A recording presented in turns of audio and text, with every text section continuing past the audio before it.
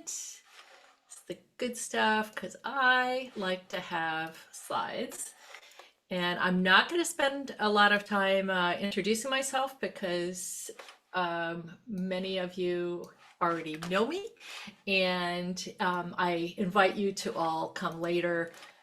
You can sign up for a 15-minute call if you want to talk in person. Okay. All right. Oh, and Dens, can you hear us? Okay, I here's can. this. Okay, good, good, good, good.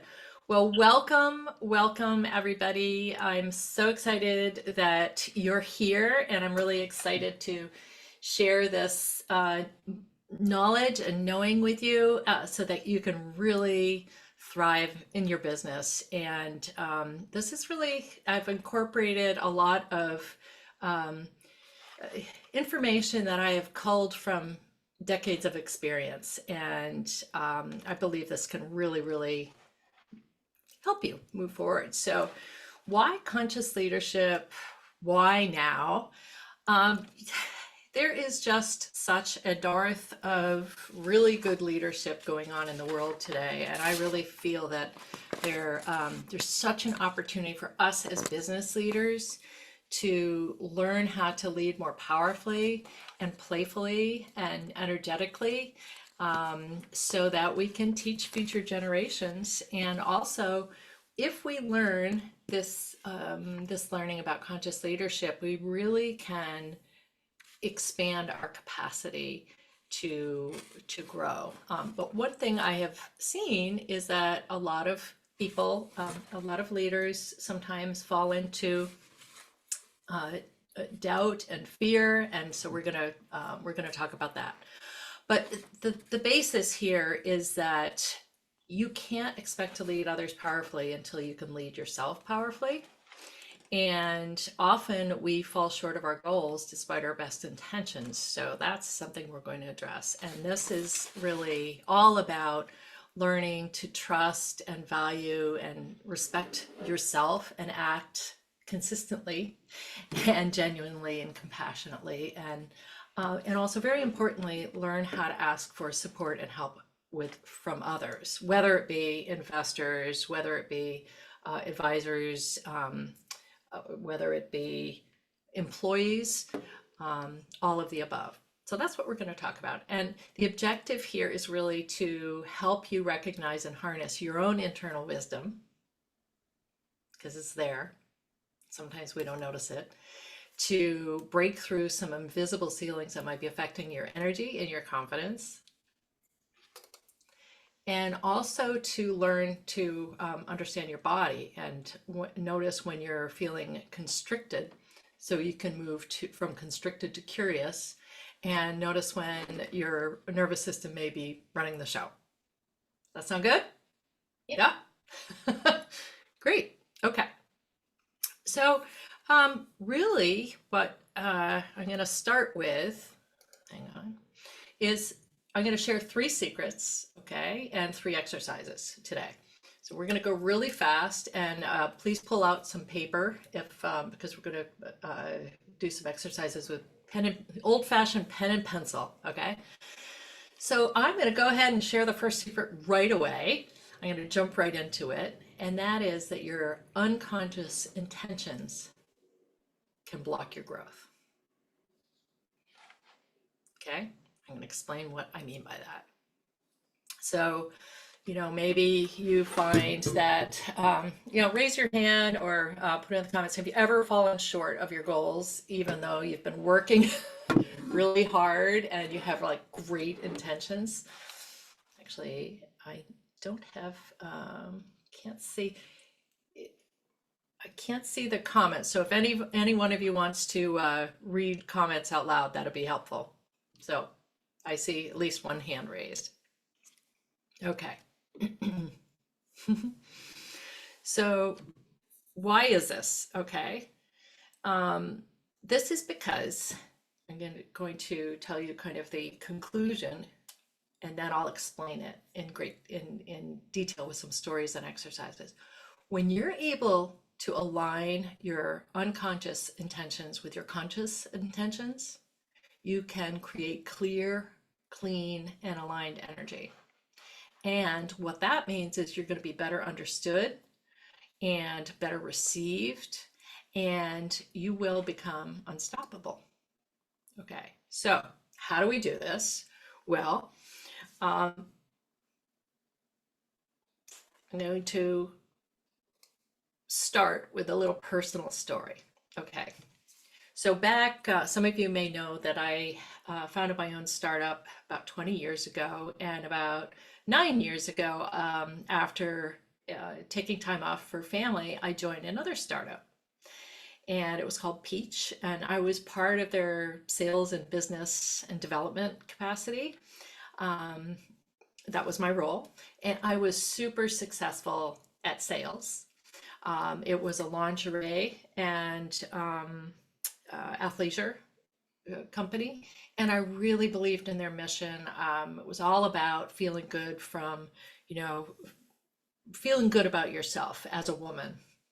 And I'd been through breast cancer, so I just love the fact that they had lingerie that was fitted, fitted to each woman, and they had very comfortable clothes that went over it. So I loved it. I was really good. I won awards. I had a lot of conviction about the product and the company and the mission. And yet, at the same role, I was also responsible for recruiting, and it was similar to the objective was to recruit team members, teach them how to sell, and to also sell products myself. All right. So why was that was confusing to me, because at my prior startup, I was able to recruit amazing team members. I raised angel and VC funding. I raised about 10 million of funding, and I was really successful selling and recruiting people. So why at Peach was I not successful? The reason was I didn't have conviction about um, their business model. I didn't like the business model, and I felt uncomfortable, and this was unconscious. I didn't know it at the time. I felt very uncomfortable recruiting members to the team because I felt like each one of them couldn't earn enough money to survive on. And so I felt uncomfortable about that. And unconsciously, I was sending out negative vibes, and I was unable to recruit. Does this resonate with anyone? Has anybody been in a situation, and feel free to turn on your camera, Edith or Denz or Mariana, if you want to talk. Have you ever been in a situation where you're like, oh, you're pumped about it, you want to do something, but something's holding you back? Yes, okay. So the fact of the matter is that at my startup, it was mine, and I had such conviction about it. I had a vision for where we were going to go. I could envision it. I could hold on to that, and I could share that vision. And basically, this is what I'm talking about when my unconscious intention was the same as my conscious intention to grow the company. It was very powerful, and people will pick up on this. So in the first example with Peach, it wasn't clean energy, right? I wasn't aligned, and I wasn't able to clearly articulate why someone should join the company. Okay. In the second example, it was aligned and clear. All right.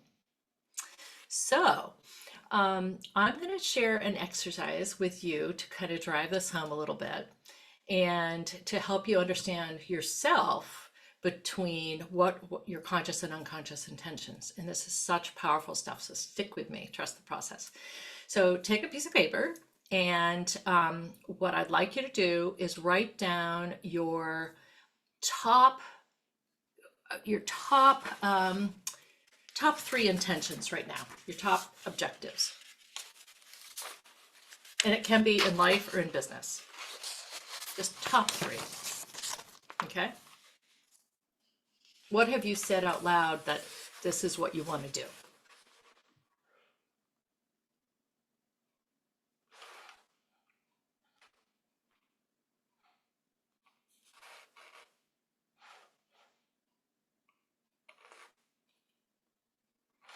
unfortunately, I can't see chat. So if, Sylvia, I don't know if you can see chat, but if you can raise your hand when you're done.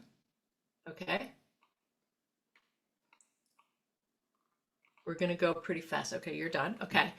So now on the other side of the paper, fold it in half. On the other side, what I'd like you to do is write down all your unconscious intentions and prioritize your top 3. And you guys, please take yourself off mute, and you could just say out loud what you're what you're thinking out loud.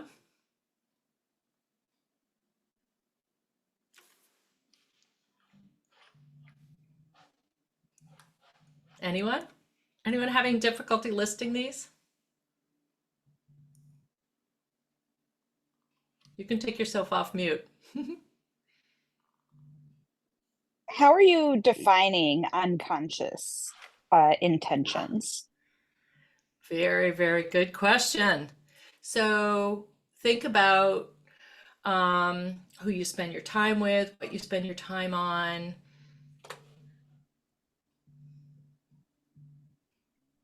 Anyone else stumped?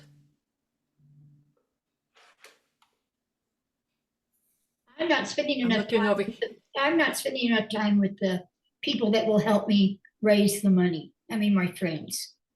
As you said that, I thought that's part of my problem because I was living somewhere where it was difficult to get around, and now that I moved, I'm thinking I'll be able to get to be with certain people more often.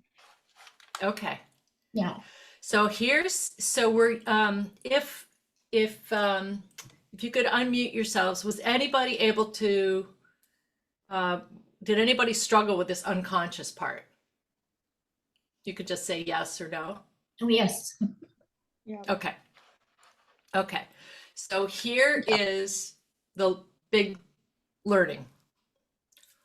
What you have today is what you unconsciously want. Write that down.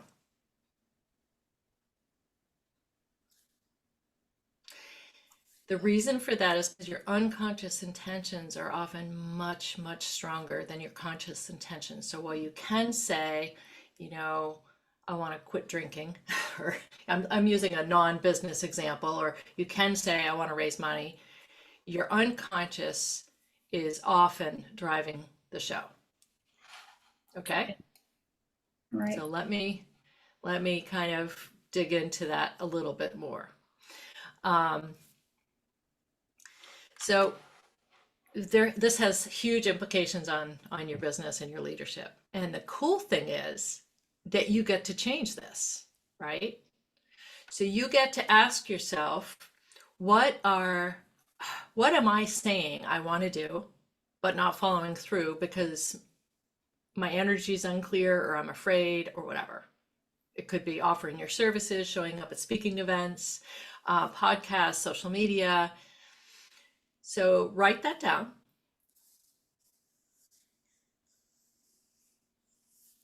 And the point here, if you go away and this is the only thing that you remember, understanding and addressing this gap is the first key to powerful self-leadership.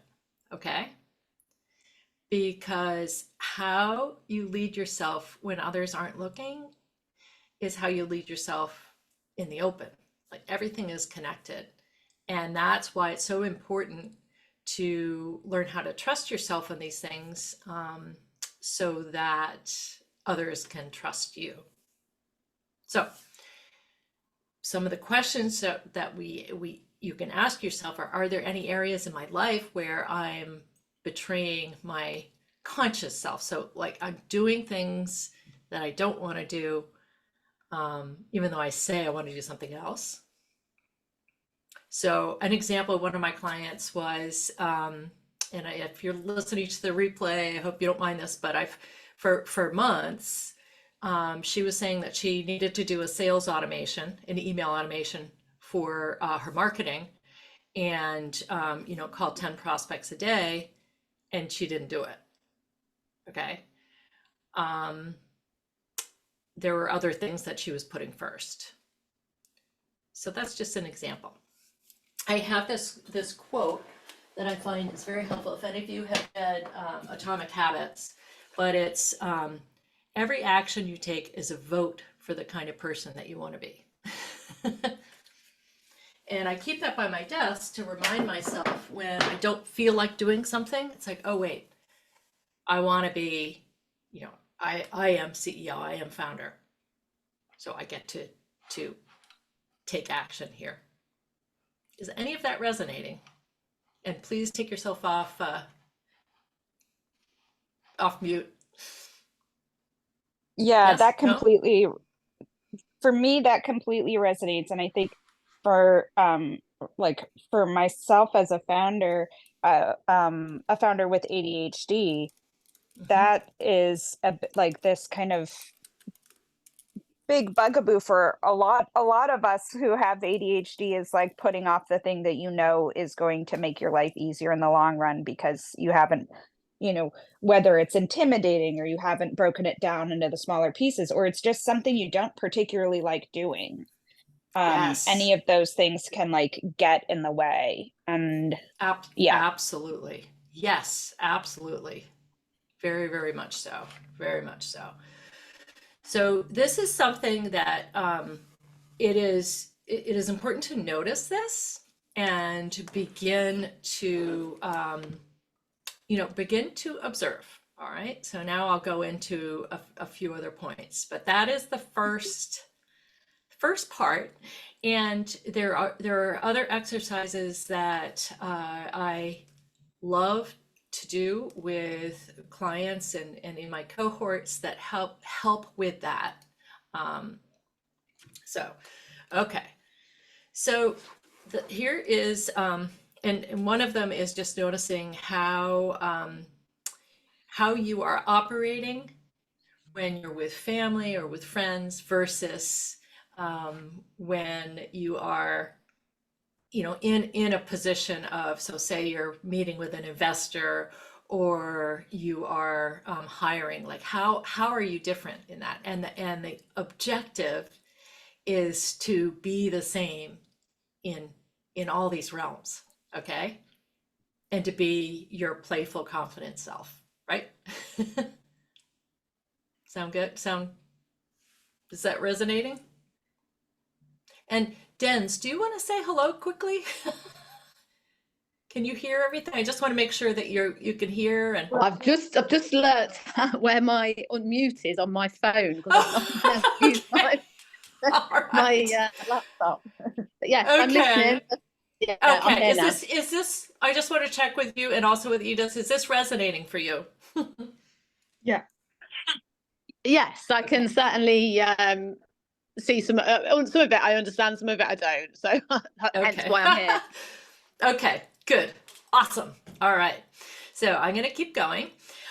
So secret number 2, this is really, it doesn't, it seems so obvious, but it comes up again and again and again for, I have discovered it when I was starting my company and, with literally all of my clients. So, and that is that you really can't be in a state of flow if you're living in a state of fear. You can't lead effectively while living in a state of fear. All right. And so how do you go about this, right? Maybe this resonates for you that sometimes your confidence just wavers a bit precisely at the moment when you need it the most. Does that resonate for anyone? Oh yeah. Okay.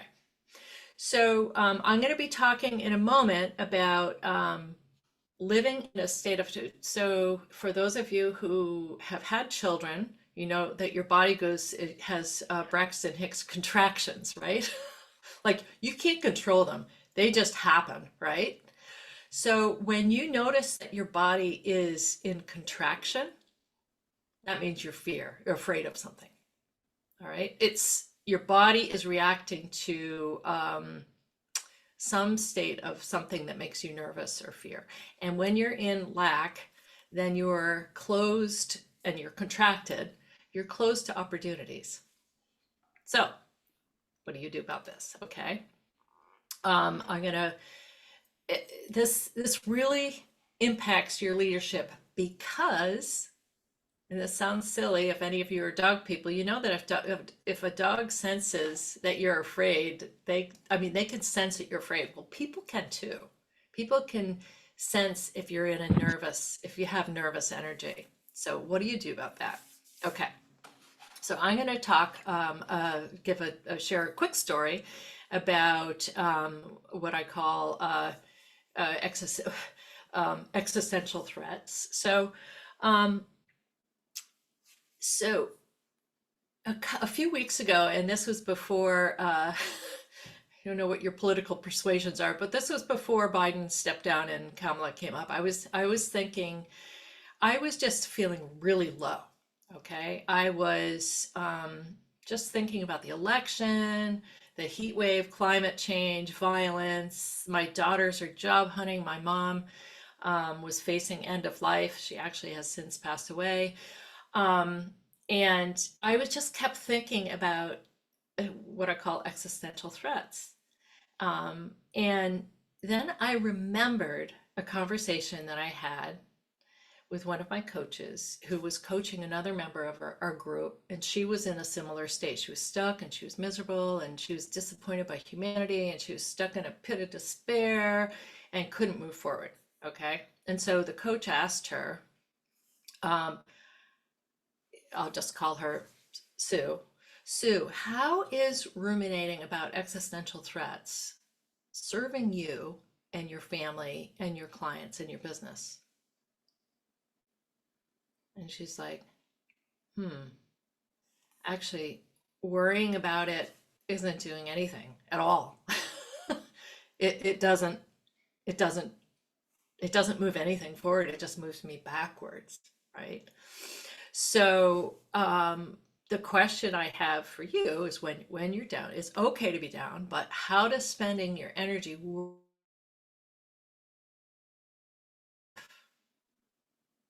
okay?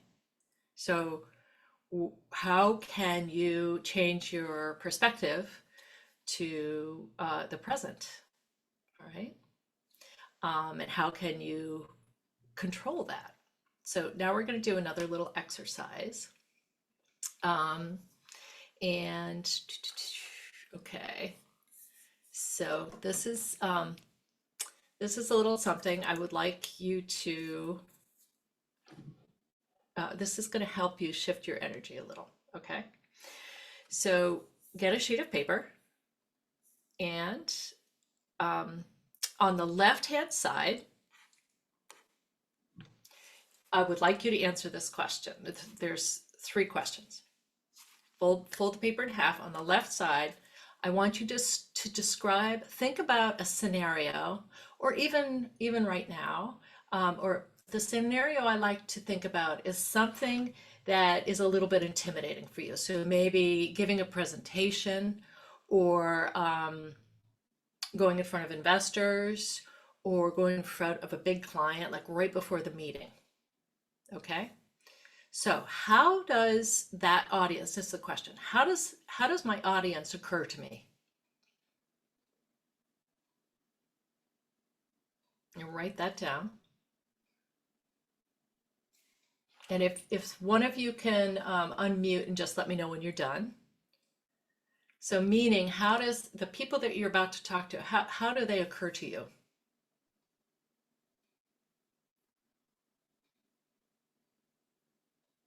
And Edith, you might have done this before. I think so, a little bit. Okay. I guess I'm wondering, meaning, can you rephrase the question? Because meaning like, yes. All how right. do you Actually, find, you know like, what? That's who you're going to talk to, or let me rephrase it. Okay, or like, how are you imagining question. the audience? Yes. Okay. So imagine give me an example of something that's coming up, Edith. With Cancer X, I'm going to be in Washington, D.C. showcasing Curiva, and I don't know how that's going to be yet. It's a showcase. Okay. Obviously, it's not a pitch to investors. It's not 5 or 10 minutes. It's to make it look good, right? So there will pretend be a you're, big audience. okay, so right now, how would you say you're occurring? What are some adjectives you'd say, use right now? Well, And I can't see you. It's easier when I'm looking at your face, but okay, here. so it sounds like, would you say a little apprehensive or? Yeah.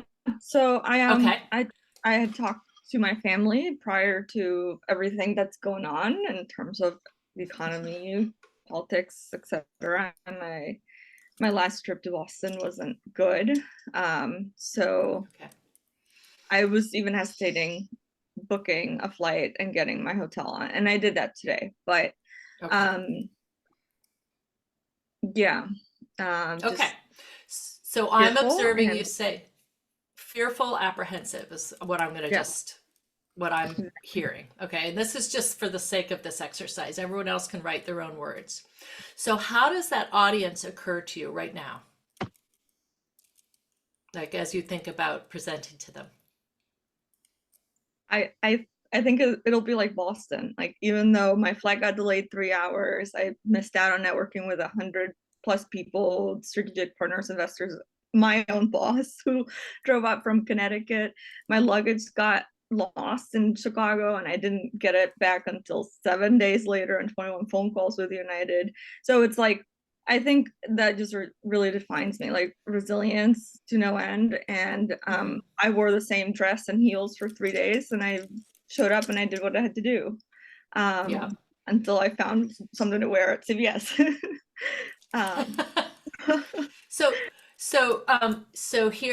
Here's what I'm going to ask you though. I'm going to ask you again. How does the audience, so that was what happened in Boston. Moving forward, how does the audience occur? Like the people in the audience, how do they occur to you? How do you imagine them?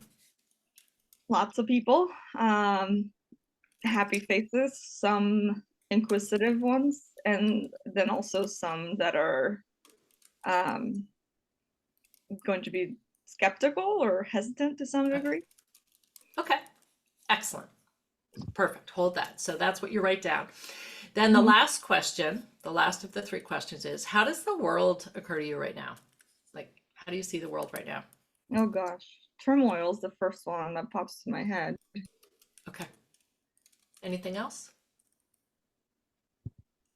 I think in terms of my own professional and personal life balanced, like I just really count on my support system right now so much to get over that. And just even listening to the news every day, especially my puppy. He's like my number one colleague. Okay. So the world occurs to you as like turmoil, tumultuous, like, would you say unsafe? Yeah. I mean, I am truly, I know it's not November that I'm going to be in DC, but I'm truly just hesitating how safety will be in the city and or even if I'm, in nicer areas.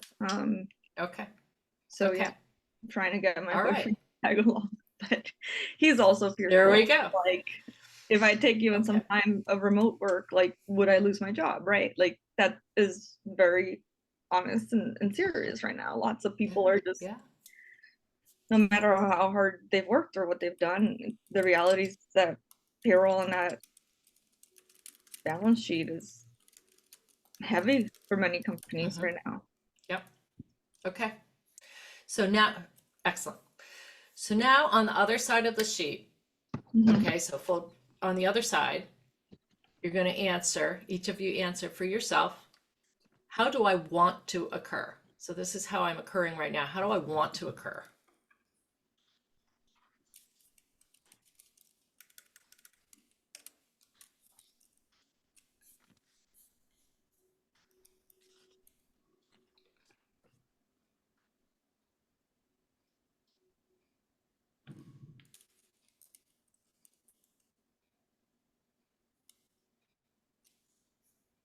And then go to the next one. How do I want my audience to occur? Ideally,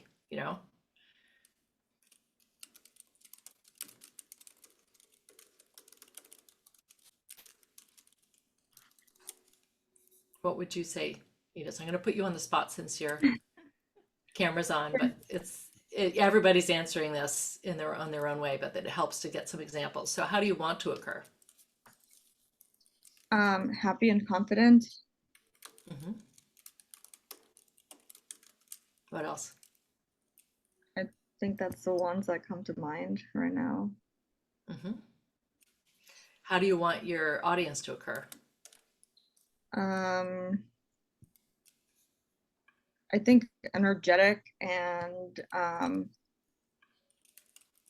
inquisitive. Mm-hmm.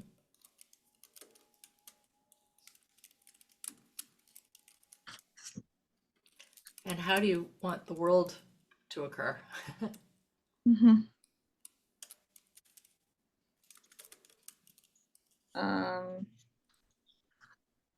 Hopeful.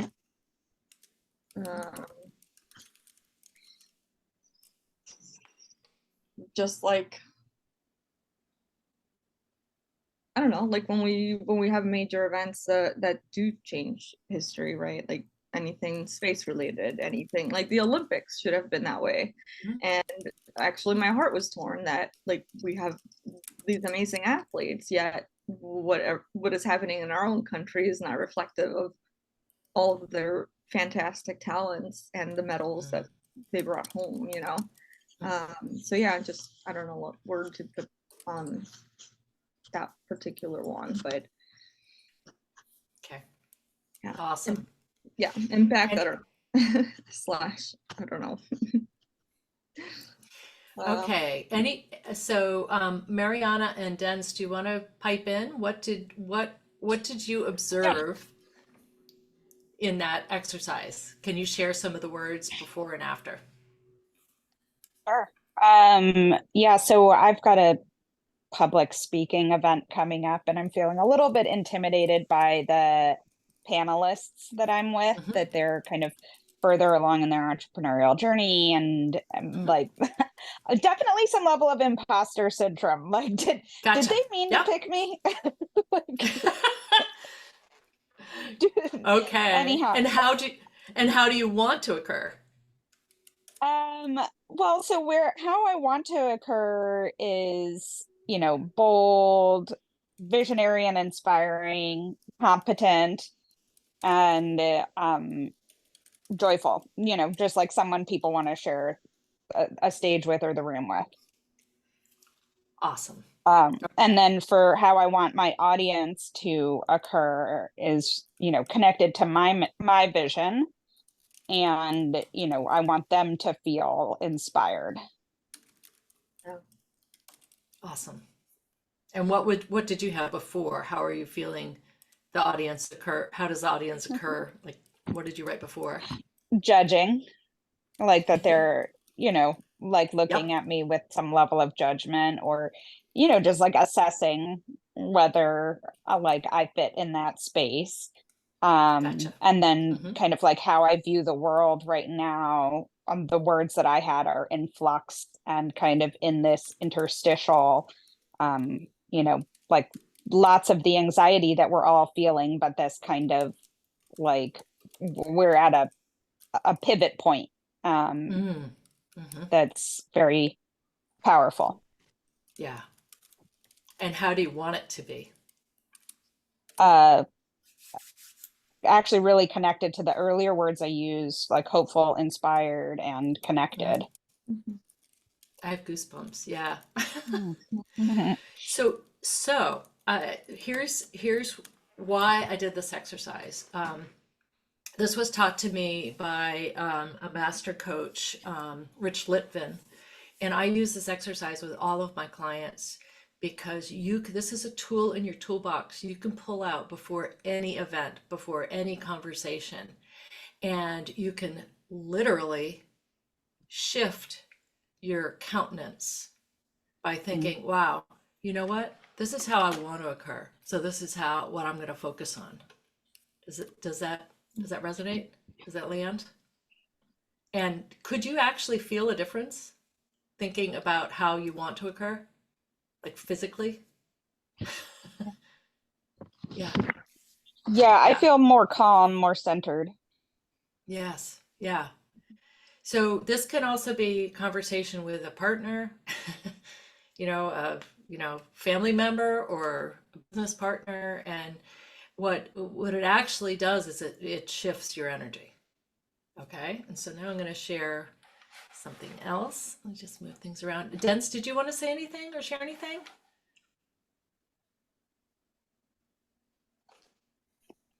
I can relate to all that was said from both of the guys there. Okay. Public speaking is something that no one really relishes, and yeah, I can resonate with most of that. Great. Okay. So I'm going to move on. And I want to just share with you something that seems woo-woo, but there's actually a fair amount of science-backed evidence now about I don't know if you've heard of the law of vibration and the law of attraction. Has anyone heard of that? So this group, the Omega Institute, actually did a study where they measured, with electrodes and everything, they measured people's the vibration, your physical vibration in different states of emotion. All right, and I'm just going to describe this pretty quickly. But what they discovered, since we're all made up of electrons and protons, and like if your heart stops, right, what happens? You get electrocuted, right, to bring things back. But since all energy vibrates at a certain frequency, and we are all made up of molecules, that we actually vibrate at these different levels, and they created units. Now I don't know what the unit is called. Like so 0 would be dead, but if you're operating in shame or guilt, you're vibrating at a very low vibration. This is the thesis. And all the way up to anger has a lot more power, pride, courage, you're vibrating at a higher level.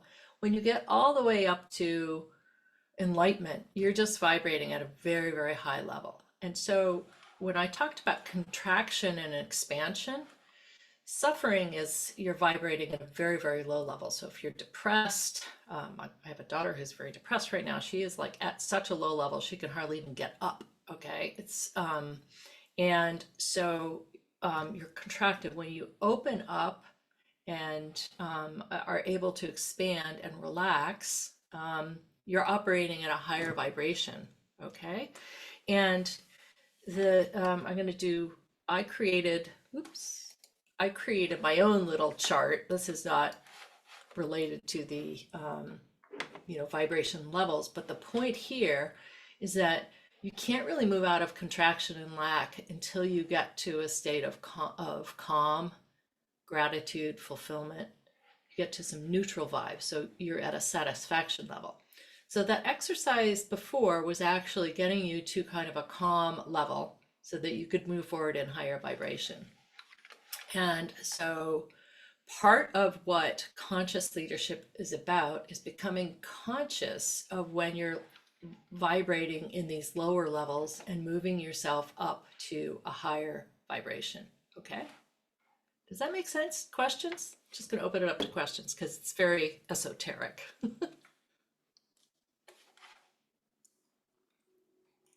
Anyone want to comment? That all makes complete sense to me. I'm quite up on the high vibrations and your water energy. So yeah, that all makes sense to me. How about you, Edith? You're in the medical profession, so does this sound crazy or? No, it's spot on. And I actually was going to say that it's been years since I read this book, but the Dalai Lama has this book called The Universe in a Single Atom. And it dives into this really deeply from like a philosophical as well as a scientific point of view. Obviously spiritual too. And I've read it while I was doing research at Yale, and I haven't since, and I should pick it up again because it really allowed me to reflect on the lows when I hit Mhm. those. My mom's funny, she jokes around that, so I'm a July baby, and my Happy birthday. thanks. It's been a little over a month now, but thank you. So yeah, so then that puts me in a Cancer category as a sign, and that is my mission in life, to help women with cancer. So she jokes So around cool. that I'm always like really high up or really low, and Mhm. whenever she senses me, feeling apprehensive or nervous or fearful, she just says, honey, you need to balance both of those and be in the middle, even when you're Mhm. feeling really Mhm. low and really high. Yes. So I'm, yeah, thankful that she always reminds me of this. That's Yes. something I wanted to share. So, and I think that this kind of leads to the next point here is that let's see if it's on the next slide. Oops. So there's been a lot of so much on mindfulness, right? But sometimes you can't just think your way out of, doubt or frustration because oop, you can't outthink your body, right? And sometimes you're doing things for reasons you don't understand. So that's where we get to the conscious leadership part. Okay. So mindset is only part of the solution. You have to understand how to regulate your nervous system. And so you just jump to that. So this is really important because sometimes what's the word for it? We're really hard on ourselves because we don't do things that we want to do. And yet our body is wired to to do certain things that are behavioral, all right? And that's why self-sabotage is such a persistent little bugger, okay? So the way to do that, and this sounds very simplistic, it's a practice, just like yoga is or anything else, but you can learn how to regulate your nervous system by doing three things. One, observing when you're triggered, okay, without judgment, just similar to what your mom said, Edith, catching it, observing and catching it, almost another word for it is like marveling at it, that your body is automatically doing this thing, okay, and then releasing it, okay.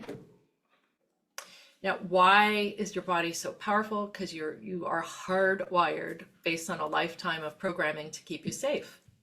Okay, so remember when I was saying that you can't be in flow when you're afraid? That's why this is so important. And I see this again and again and again with founders. They have this idea and then they start to like get afraid because of all the things that they need to do and accomplish. And they stop themselves from moving. Okay. And they don't mean to, but their body is telling them it's unsafe. All right. Okay. So nervous system regulation is huge. It's not talked about in business school. I never learned about it until like the last, 5 years. So there's a lot more science about it too. I'm just going to quickly tell you a story. Have any of you seen Inside Out too? I Okay. did. Who was that? You did, Edith? Okay. I haven't. No, not yet. But I did see the first one. Okay. I saw Okay. So I saw the second one. okay, so you remember the scene where this teenage girl who's just gone into puberty, she's made a big mistake at the hockey game, and her brain is being depicted by, it's a control room. For those of you who haven't seen her brain is this like cartoon control room, and each of the emotions is personified, okay, and they're trying to take control of the situation. And anxiety, who's this orange, like, you know electrifying orange like my top, she's taking over the control room and she's in this heightened state of awareness and stress, and she's orchestrating the team to imagine every single possible negative scenario that could happen. And when the girl returns into the hockey rink to play again, and it's just haywire, right? And it's such a great illustration of anxiety, right? So your brain is thinking of all these possible scenarios, kind of like what you were doing, Edith. It's like, okay, this happened in Boston, so here are all the possible things that could go wrong in DC, right? Well, in the movie, Joy intervenes and she takes over and blocks all the scenarios, the negative scenarios, and replaces them with every possible scenario that could go on. Okay. So it's just a wonderful illustration of how actually in your brain you've been wired to think of all the worst possible scenarios, problem solving, etc. When you also have the possibility, your creative brain has the possibility of coming up with all of the positive things that happen. And if you're focusing on that, your energy is actually operating at a higher vibration. Does that resonate? Okay, I know I'm covering a lot, but this is basically, it's all about becoming conscious of what you are thinking and what your intentions are. Okay, so if your intentions are to keep you safe and only safe, then that's going to hold you back from growth. If your intentions, if your unconscious intentions are to avoid anything uncomfortable, then that will be, you will avoid things that are uncomfortable. So I'm going to just share another two other quick tools. I know we're a little bit, we started a couple minutes late, so I know we can cover this. Let's see.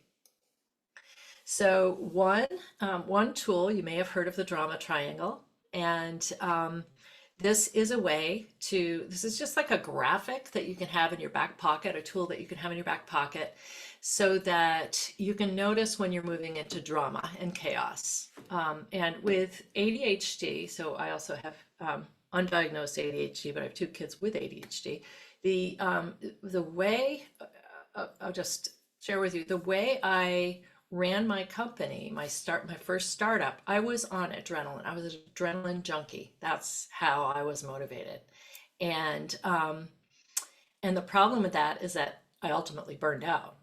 So we can learn to operate on flow and eliminate the drama and the chaos, all right, from our businesses. So the 3 areas that one can fall into, and the object is to stay out of these corners and move into the center, is a villain. So if you, and this could be you or another person, you're always blaming. So somebody is blaming you. You know, they say it's your fault. You need to change. They're being judgmental. They're invalidating you, or you could be invalidating someone else. You could be playing the villain. All right. The victim is, oh, this happened to me. Poor me. They feel powerless, ashamed. Or the hero, and that is someone who's always trying to help. They feel guilty if they don't help or if they avoid the problem. So I'm going through this super fast. I go through this much more detail in my cohort. But basically, when you learn to move out of any of these roles and become someone who is a co-creator. So what I mean by that is that you are at the same level as the other person that you're talking to or working with. Nobody's above, nobody's superior, nobody's unsuperior.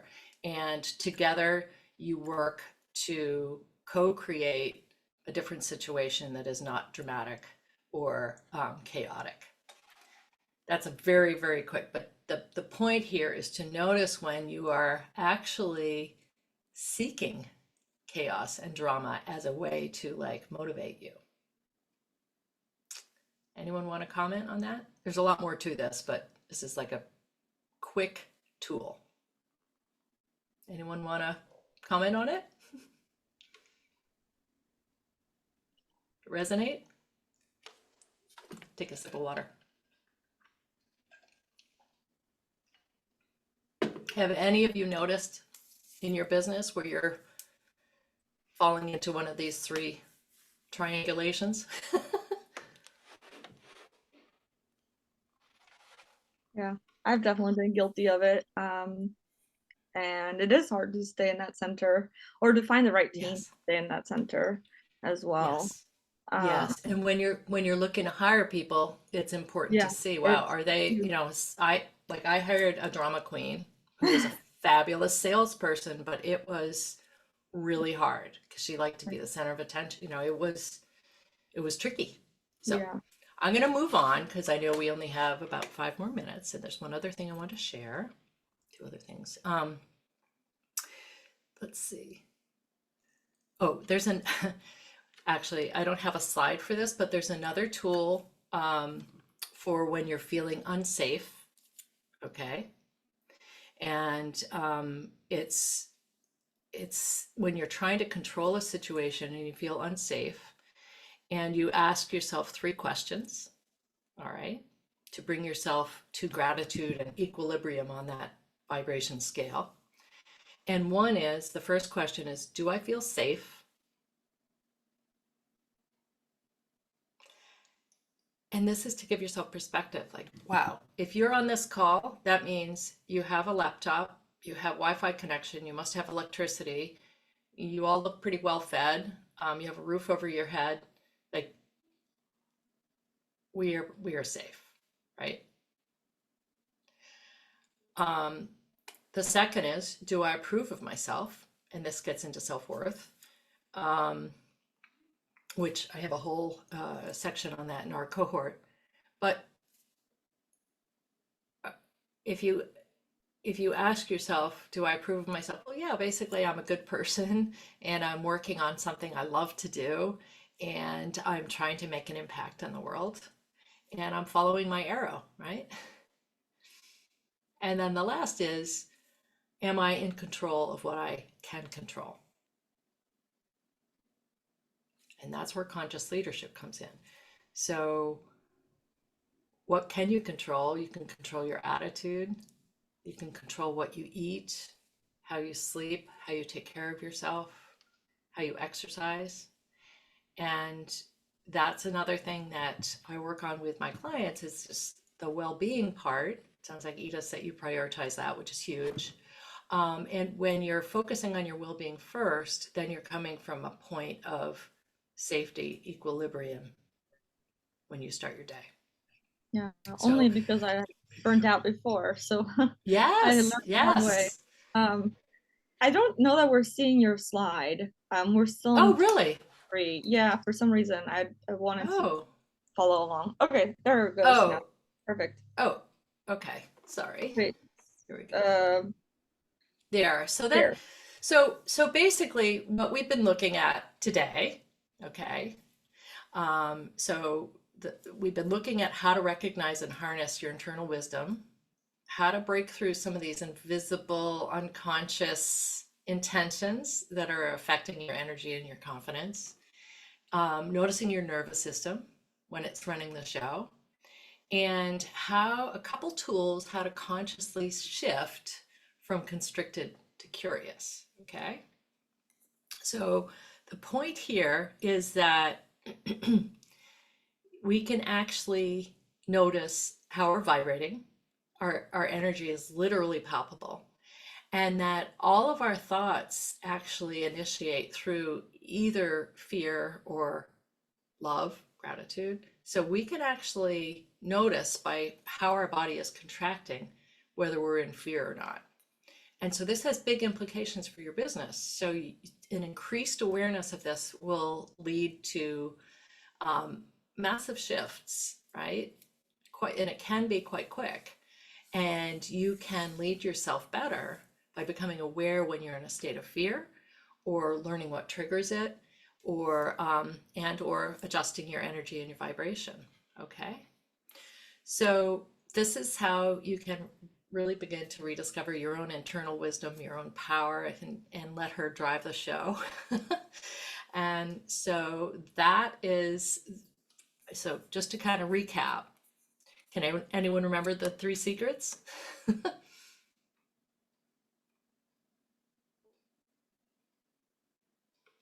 1, your unconscious intentions can block your growth, so you get to align them. Okay. 2, And when you align your conscious and unconscious intentions, you create clear energy. You're more in the flow. Okay. And you can't be in the flow if you're living in so you can't be in the flow if you're living in a state of fear. And finally, you cannot outthink your body, right?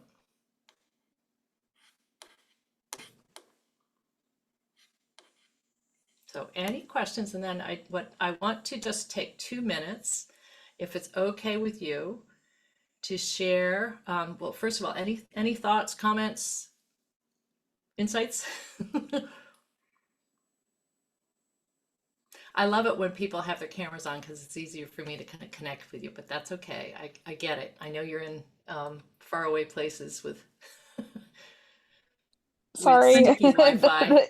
Yeah, the Wi-Fi is really That's okay. bad. Yeah. It was But the same when it I all was in Maine. resonates. Oh, good. Eunice, did you want to say something? No, my neighbor's mowing, so it's like Oh, even though okay. I'm physically here, but there's distractions.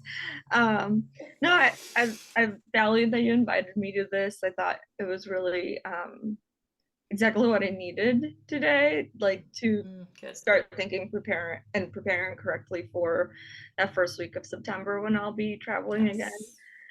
And Good. yeah, and putting my best foot forward and shining on our team.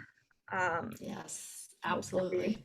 I don't get to travel alone, so that Yes. I Well, have a little bit of a shoulder to lean on. Yeah, I think that's a great solution, is having your boyfriend or someone else there. Actually, Mariana is in DC too, so you guys can maybe connect, which is back there. So if it's okay with you guys, I'm just going to share a couple of things about the upcoming cohort and that's also for those who are listening to the replay. But the main thing here is that if you want to get the results you desire, it really takes practicing this powerful self-leadership, conscious leadership with intentionality. Okay. And so you get to practice these learnings. You have the toolkit of these. I've given you three exercises that you can use regularly that are super impactful. I use them again and again and again. They don't wear out. They only get stronger as you use them. And there's all sorts of resources I can share with you. Obviously, I'm available for coaching on a one-on-one basis, but also this conscious leadership cohort is really designed to help you practice these methods while you're running your business. All right. So I'm just going to share with you quickly what it is. It's really designed to help you lead your business more consciously and congruently and expand. This is important. Expand your capacity to attract and hold the results that you want. This is something that's hard. But if you've never raised money before, you also have to be ready to receive that money and think about your business in a bigger way while prioritizing your well-being. And this is all about how do you lead yourself and others more playfully and easefully. I know that's not in the dictionary, but it's a good word, and powerfully. And my 3 things that I focus on are clarity, confidence, and consistency within yourself in this program. Okay, it's more than a program, it's an ongoing thing. And so I introduced you to 3 modules. One is clarifying your vision and your baseline KPIs, which you need to do every single quarter. We do it at the beginning. We have a kickoff call doing that. Managing your inner CEO and vanquishing self-sabotage and imposter syndrome. Building internal validation. This is all about how do you raise your self-worth ceiling. It's really good stuff. Important for women who maybe are afraid of putting themselves out there or just uncomfortable. And then mastering your ask. So moving from fear to fun, no matter what your ask is, whether you're asking people to join your team or going in front of investors. So these are some of the things that we work on here: addressing your money stories, aligning your conscious and unconscious intentions, turning anxiety to excitement, practicing energetic and aligned sales, and really trusting yourself. Okay. So yeah, so my premise here is that you are already leaders. All of you here on the call and everybody listening to the replay, you are already leading, and you're much stronger than you know.